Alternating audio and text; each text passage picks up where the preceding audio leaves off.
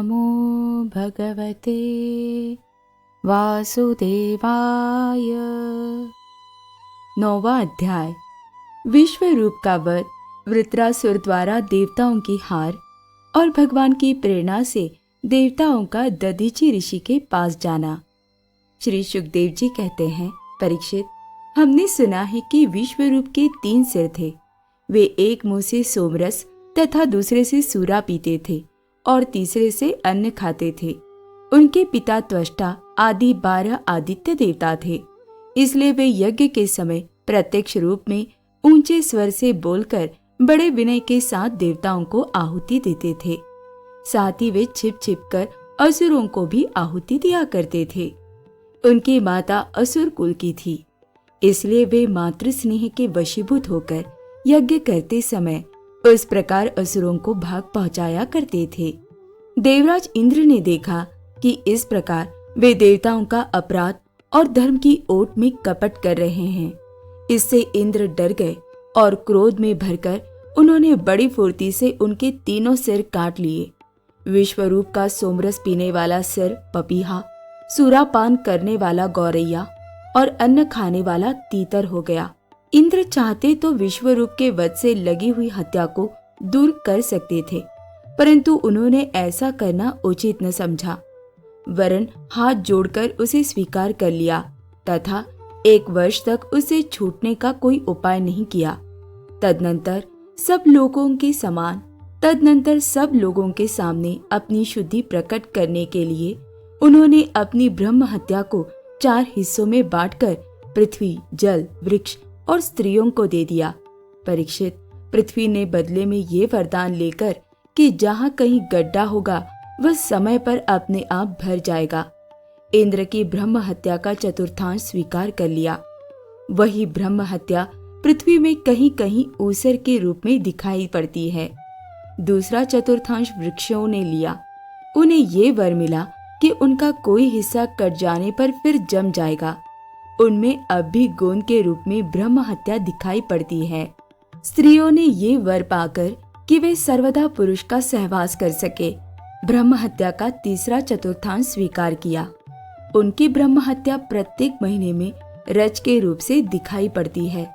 जल ने ये वर पाकर कि खर्च करते रहने पर भी निर्जर आदि के रूप में तुम्हारी बढ़ती ही होती रहेगी, ब्रह्म हत्या का चौथा चतुर्थांश स्वीकार किया। वेन, बुद्बुद आदि के रूप में वही ब्रह्म हत्या दिखाई पड़ती है।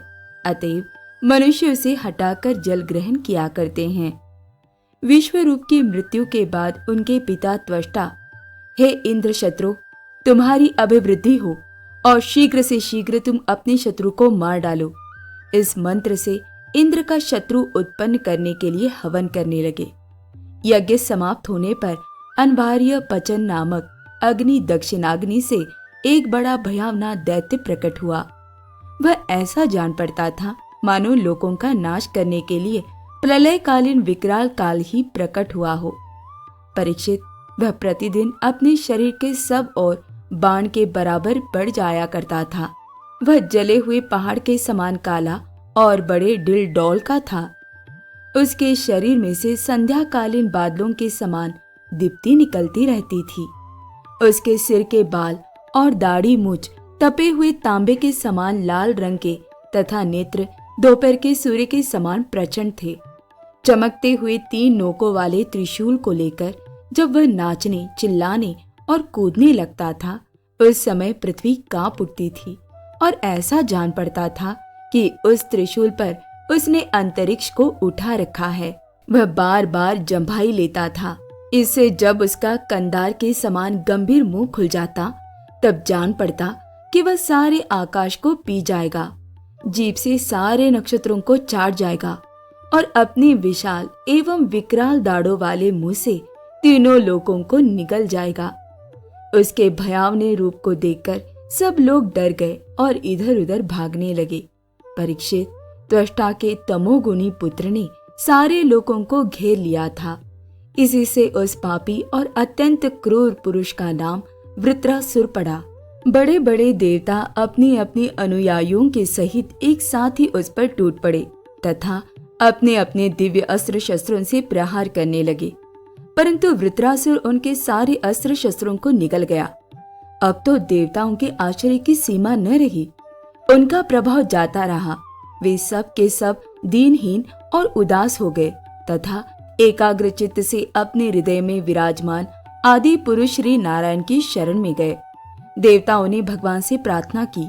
वायु, आकाश, अग्नि, जल और पृथ्वी, ये पांचों भूत, इनसे बने हुए तीनों लोग, उनके अधिपति ब्रह्मादि तथा हम सब देवता जिस काल से डरकर उसे पूजा सामग्री की भेंट दिया करते हैं, वही काल भगवान से भयभीत रहता है। इसलिए अब भगवान ही हमारे रक्षक हैं। प्रभु, आपके लिए कोई नई बात न होने के कारण कुछ भी देखकर आप विस्मित नहीं होते। आप अपने स्वरूप के साक्षात्कार से ही सर्वथा पूर्ण काम, सम एवं शांत है। जो आपको छोड़कर किसी दूसरे की शरण लेता है वह मूर्ख है। वह मानो कुत्ते की पूंछ पकड़कर समुद्र पार करना चाहता है। वैवस्वत मनु पिछले कल्प के अंत में जिनके विशाल सिंह में पृथ्वी रूप नौका को बांधकर अनायासी प्रलयकालीन संकट से बच गए, वे ही मत्स्य भगवान हम शरणागतों को वृत्रासुर के द्वारा उपस्थित किए हुए दुस्तर भय से अवश्य बचाएंगे। प्राचीन काल में प्रचंड पवन के थपेड़ों से उठी हुई उत्ताल तरंगों की गर्जना के कारण ब्रह्मा जी भगवान के नाभि कमल से अत्यंत भयानक प्रलयकालीन जल में गिर पड़े थे। यद्यपि वे असहाय थे, तथापि जिनकी कृपा से वे उस विपत्ति से बच सके, वे ही भगवान हमें इस संकट से पार करे। उन्हीं प्रभु ने अद्वितीय होने पर भी अपनी माया से हमारी रचना की और उन्हीं के अनुग्रह से हम लोग सृष्टि कार्य का संचालन करते हैं। यद्यपि वे हमारे सामने ही सब प्रकार की चेष्टाएं करा रहे हैं, तथापि हम स्वतंत्र ईश्वर हैं। अपने इस अभिमान के कारण हम लोग उनके स्वरूप को देख नहीं पाते। वे प्रभु जब देखते हैं कि देवता अपने शत्रुओं से बहुत पीड़ित हो रहे हैं, तब वे वास्तव में निर्विकार रहने पर भी अपनी माया का आश्रय लेकर देवता, ऋषि, पशु पक्षी और मनुष्य आदि योनियों में अवतार लेते हैं तथा युग युग में हमें अपना समझकर हमारी रक्षा करते हैं। वे ही सबके आत्मा और परमाराध्य देव हैं। वे ही प्रकृति और पुरुष रूप से विश्व के कारण हैं। वे विश्व से पृथक भी है और विश्व रूप भी है। हम सब उन्हीं शरणागत वत्सल भगवान श्री हरि की शरण ग्रहण करते हैं। उदार शिरोमणि प्रभु अवश्य ही अपने निज जन हम देवताओं का कल्याण करेंगे। श्री सुखदेव जी कहते हैं, महाराज, जब देवताओं ने इस प्रकार भगवान की स्तुति की, तब स्वयं शंख चक्र गदा पद्मधारी भगवान उनके सामने पश्चिम की ओर अंतरदेश में प्रकट हुए। भगवान के नेत्र शरतकालीन कमल के समान खिले हुए थे। उनके साथ 16 पार्षद उनकी सेवा में लगे हुए थे। वे देखने में सब प्रकार से भगवान के समान ही थे। केवल उनके वक्ष स्थल पर श्रीवत्स का चिन्ह और गले में कौस्तुभ मणि नहीं थी।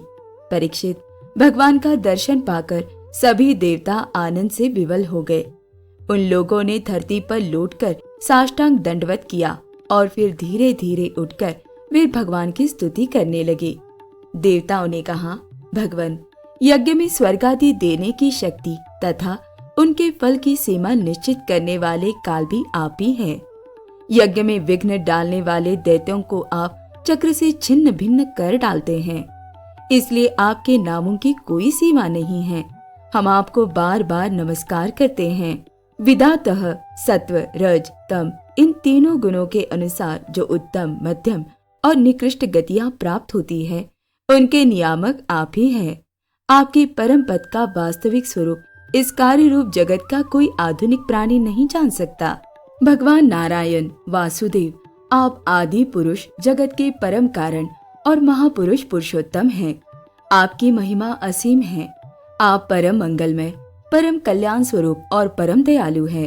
आप ही सारे जगत के आधार एवं अद्वितीय है। केवल आप ही सारे जगत के स्वामी हैं। आप सर्वेश्वर है तथा सौंदर्य और मृदुलता की अधिष्ठात्री देवी लक्ष्मी के परम पति है।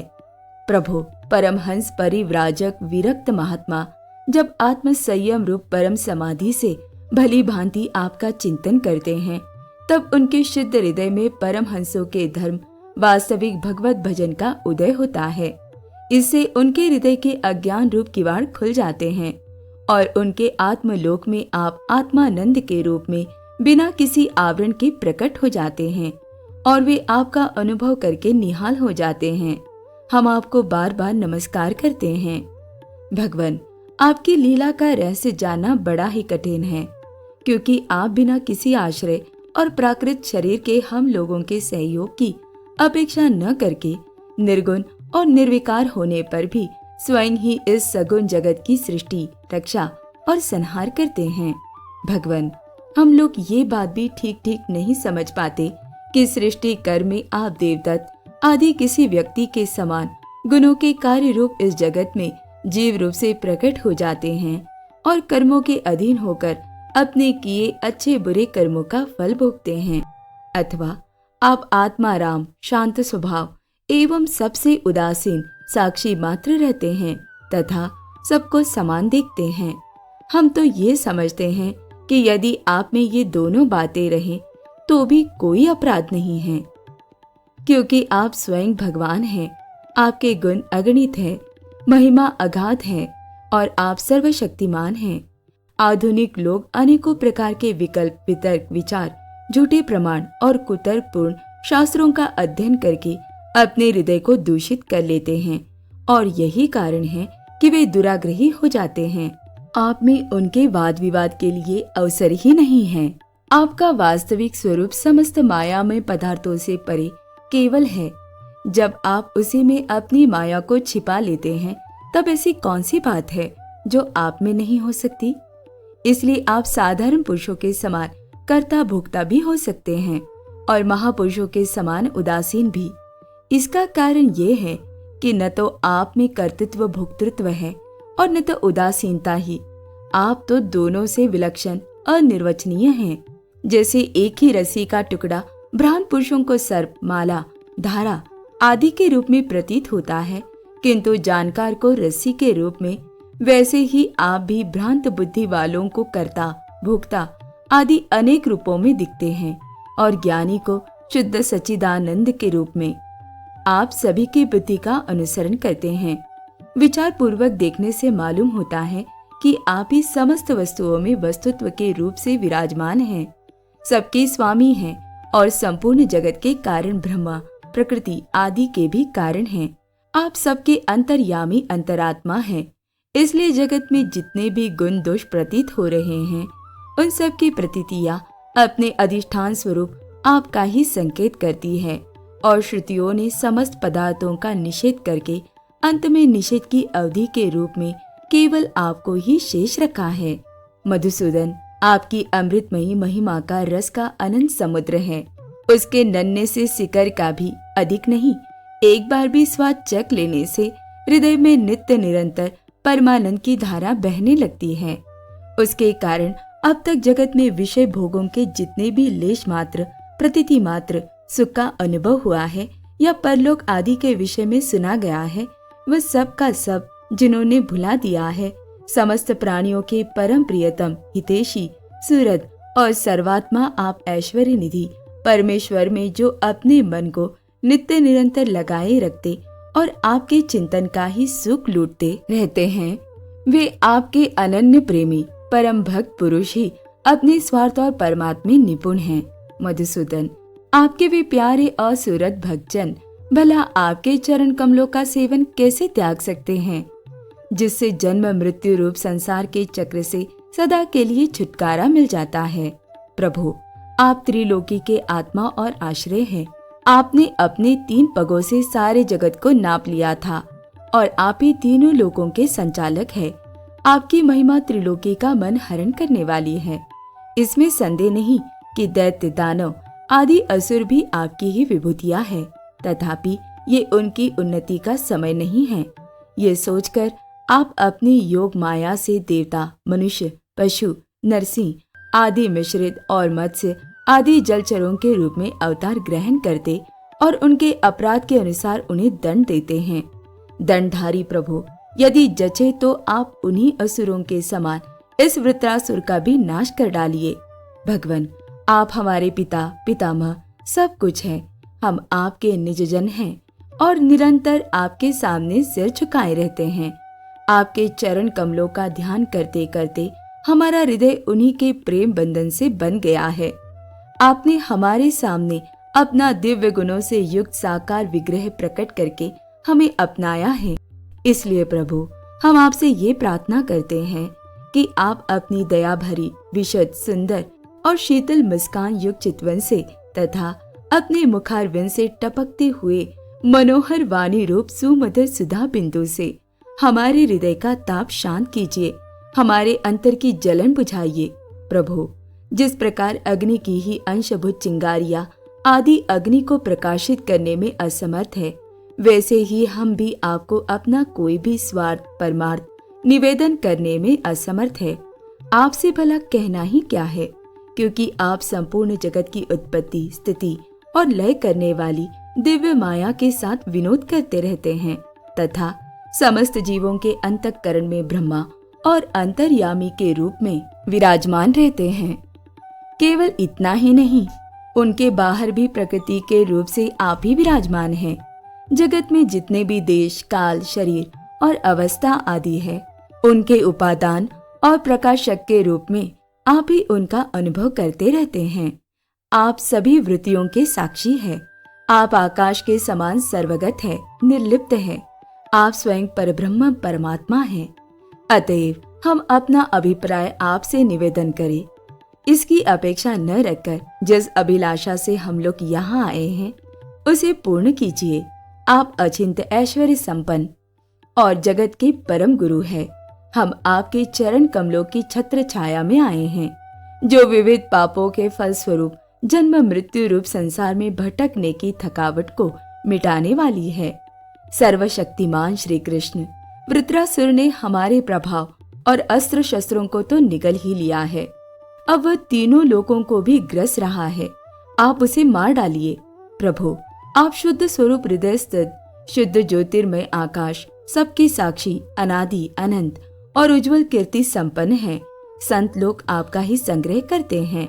संसार के पथिक जब घूमते घूमते आपकी शरण में आ पहुँचते हैं, तब अंत में आप उन्हें परमानंद स्वरूप अभिष्ट फल देते हैं और इस प्रकार उनके जन्म जन्मांतर के कष्ट को हर लेते हैं।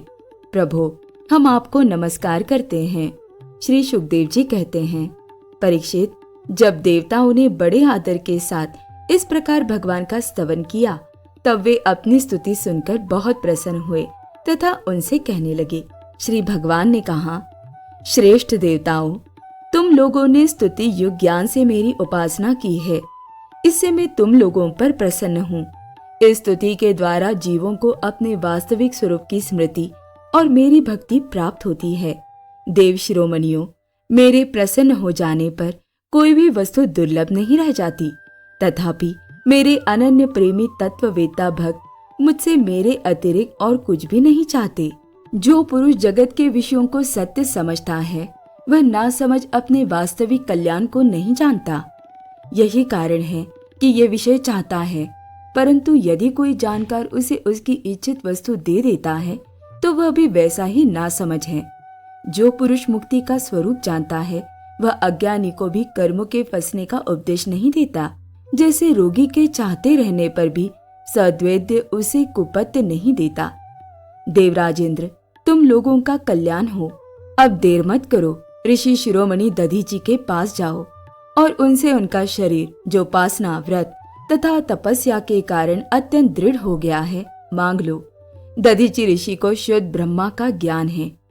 अश्विनी कुमारों को घोड़े के सिर से उपदेश करने के कारण उनका नाम अश्वशीर भी है।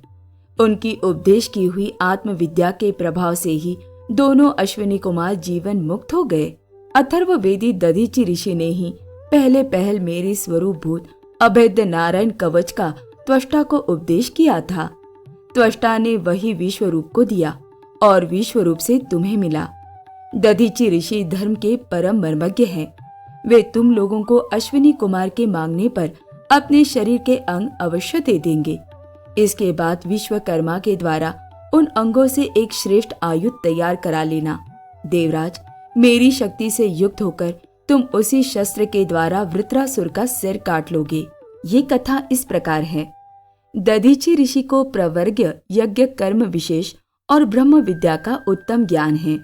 ये जानकर एक बार उनके पास अश्विनी कुमार आए और उनसे ब्रह्म विद्या का उपदेश करने के लिए प्रार्थना की। दधीचि मुनि ने कहा, इस समय मैं एक कार्य में लगा हुआ हूँ, इसलिए फिर किसी समय आना। इस पर अश्विनी कुमार चले गए। उनके जाते ही इंद्र ने आकर कहा, मुने, अश्विनी कुमार वैद्य है, उन्हें तुम ब्रह्म विद्या का उपदेश मत करना। यदि तुम मेरी बात न मानकर उन्हें उपदेश करोगे तो मैं तुम्हारा सिर काट डालूंगा। जब ऐसा कहकर इंद्र चले गए तब अश्विनी कुमारों ने आकर फिर वही प्रार्थना की। मुनि ने इंद्र का सब वृत्तांत सुनाया। इस पर अश्विनी कुमारों ने कहा, हम पहले ही आपका ये सिर काटकर घोड़े का सिर जोड़ देंगे, उससे आप हमें उपदेश करें, और जब इंद्र आपका घोड़े का सिर काट देंगे तब हम फिर असली सिर जोड़ देंगे। मुनि ने मिथ्या भाषण के भय से उनका कथन स्वीकार कर लिया। इस प्रकार अश्वमुख से उपदेश की जाने के कारण ब्रह्म विद्या का नाम अश्वशिरा पड़ा। देवताओं, वृत्रासुर के मर जाने पर तुम लोगों को फिर से तेज, अस्त्र शस्त्र और संपत्तियां प्राप्त हो जाएगी। तुम्हारा कल्याण अवश्यंभावी है, क्योंकि मेरे शरणागतों को कोई सता नहीं सकता। ओम नमो भगवते वासुदेवाय।